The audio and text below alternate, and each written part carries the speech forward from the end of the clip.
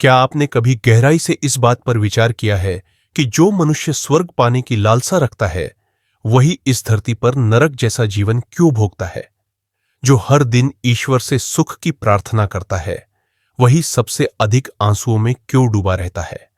जो पूजा पाठ करता है, व्रत रखता है, भक्ति में लीन रहता है, वही जीवन से सबसे जल्दी हार क्यों मान लेता है?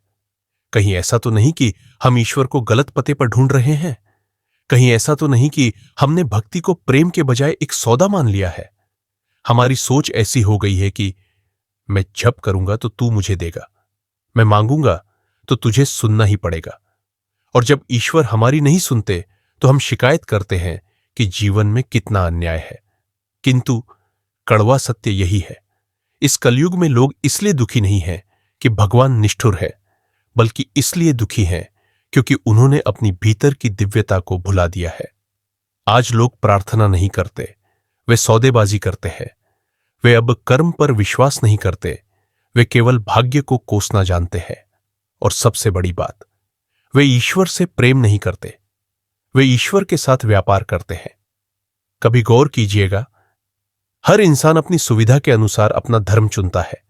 वह मंदिर की सीढ़ियां तभी चढ़ता है जब उसके काम रुकने लगते हैं। वह व्रत तभी रखता है जब उसका जीवन डगमगाने लगता है।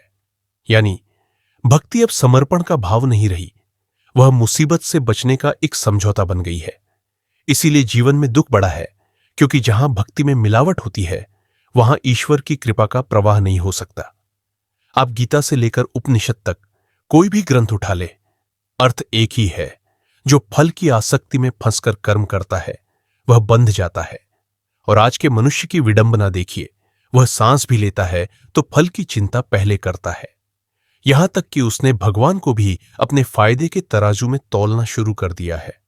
कोई कहता है, मैं रोज माला जपता हूं फिर भी सुख क्यों नहीं? उत्तर सीधा है, क्योंकि जप होठों से नहीं हृदय के भावों से होता है। कोई शिकायत करता है, मैंने भगवान के लिए सब छोड़ दिया, मुझे क्या मिला? उत्तर यह है कि तुमने छोड़ा भगवान के लिए नहीं, बल्कि कुछ पाने की लालच में छोड़ा। जहां त्याग के पीछे भी लाभ का गणित हो वहां त्याग नहीं, केवल चालाकी होती है। कलयुग के इंसान की त्रासदी यही है, वह भगवान को जानता नहीं, केवल उनका नाम रटता है। वह धर्म को जीता नहीं, केवल उसका प्रदर्शन करता है। वह सत्य का प्यासा नहीं है, वह केवल सत्य होने का नाटक कर रहा है। कभी एकांत में बैठकर खुद से पूछिएगा, क्या वास्तव में मुझे ईश्वर चाहिए या मुझे केवल अपनी मुसीबतों का हल चाहिए? क्योंकि अगर आपको केवल हल चाहिए तो आप भक्त नहीं, आप एक व्यापारी हैं। याद रखिए, भक्ति का आरंभ वहीं से होता है जहां आपकी मांगें समाप्त हो जाती हैं। कलयुग ने हर चीज का बाजारीकरण कर दिया है, यहां तक कि आस्था का भी। लोग मंदिर में भाव से ज्यादा चढ़ावे की राशि देखते हैं, सत्संग में ज्ञान से ज्यादा भीड़ की गिनती होती है। और सबसे दुखद यह है कि लोग अब भगवान को छोड़कर भगवान के एजेंटों को पूजने लगे हैं। किसी को नौकरी चाहिए, किसी को शादी, किसी को शांति। सबने भगवान को एक व्यवस्था बना दिया है, और जब यह व्यवस्था टूटती है तो वे दुख में डूब जाते हैं। परंतु असली बात यह है कि दुख इसलिए नहीं है कि भगवान ने आपसे कुछ छीन लिया, दुख इसलिए है कि आपने खुद को खो दिया है। आज हम दूसरों से बेहतर दिखने की दौड़ में इतना भाग रहे हैं कि हमें यह होश ही नहीं कि हम अंदर से कितने खोखले हो चुके हैं। हम बाहर मुस्कुराते हैं पर भीतर जलते हैं। हम दूसरों को ज्ञान देते हैं पर खुद असहाय हैं। हम ईश्वर को याद करते हैं पर केवल तब जब हम संकट में होते हैं। यही कलयुग का मायाजाल है। यह आपको बाहर इतना व्यस्त रखेगा कि आप कभी अपने भीतर झांक ही ना पाए। क्योंकि जिस दिन आप भीतर झांकेंगे आपको समझ आएगा कि सारे दुख की जड़ आपके भीतर ही है। किसी ने आपकी शांति नहीं चुराई, आपने खुद अपनी शांति दूसरों के हाथों में गिरवी रख दी है। गीता में श्री कृष्ण ने स्पष्ट कहा है, उद्धरेदात्मनात्मानम, अर्थात मनुष्य को स्वयं ही अपना उद्धार करना होगा। वह खुद ही अपना मित्र है और खुद ही अपना शत्रु। लेकिन हम क्या करते हैं? सुख मिला तो वाह भगवान, और दुख मिला तो भगवान ने मेरे साथ बुरा किया। हम कभी अपने कर्मों को नहीं टटोलते। जीवन में कुछ भी आपके खिलाफ नहीं होता, सब कुछ आपको जगाने के लिए होता है। लेकिन हम दुख को सजा मान लेते हैं, जबकि वास्तव में वह एक शिक्षा है। भगवान आपको दंड नहीं देते, वे आपको दिशा देते हैं। लोग पूछते हैं, भगवान हमें क्यों परखते हैं?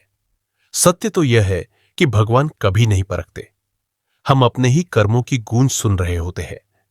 जिसने अपने अंतर्मन को अशांत रखा है, उसे हिमालय पर भी शांति नहीं मिलेगी। चाहे कितने ही तीर्थ कर लो, अगर मन में मैल है तो बाहर का कोई भी पवित्र जल उसे धो नहीं सकता।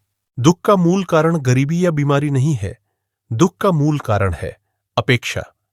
कलयुग में हम हर किसी से उम्मीद लगाए बैठे हैं, प्रेम की, आदर की, सहारे की। और जब यह उम्मीद टूटती है तो हम बिखर जाते हैं। भगवान आपको तोड़ते हैं ताकि आप उस मोह से छूट सकें जो आपके दुख का कारण है। जब जब आप टूटते हैं तो पूछिए मत कि मैंने क्या गलती की, बल्कि समझिए कि भगवान कह रहे हैं, तू भूल गया था कि तू कौन है, तू इस संसार का नहीं, तू मेरा अंश है।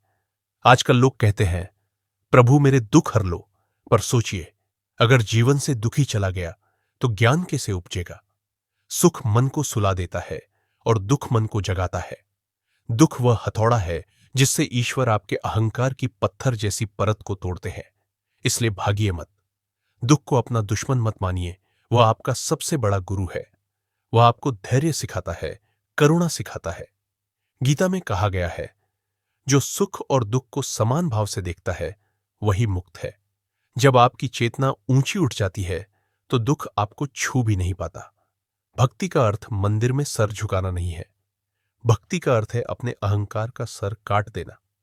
और जब अहंकार मरता है तभी ईश्वर का दर्शन होता है। तो हे साधक, अगर आज जीवन में अंधकार है तो घबराइए नहीं। समझ लीजिए कि ईश्वर आपके बहुत करीब है। वह आपको मांझ रहे हैं, तराश रहे हैं। बस अपनी प्रार्थना बदलिए।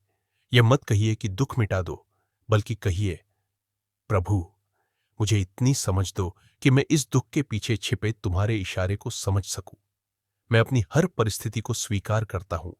जिस क्षण स्वीकार का भाव आएगा, उसी क्षण दुख शांति में बदल जाएगा।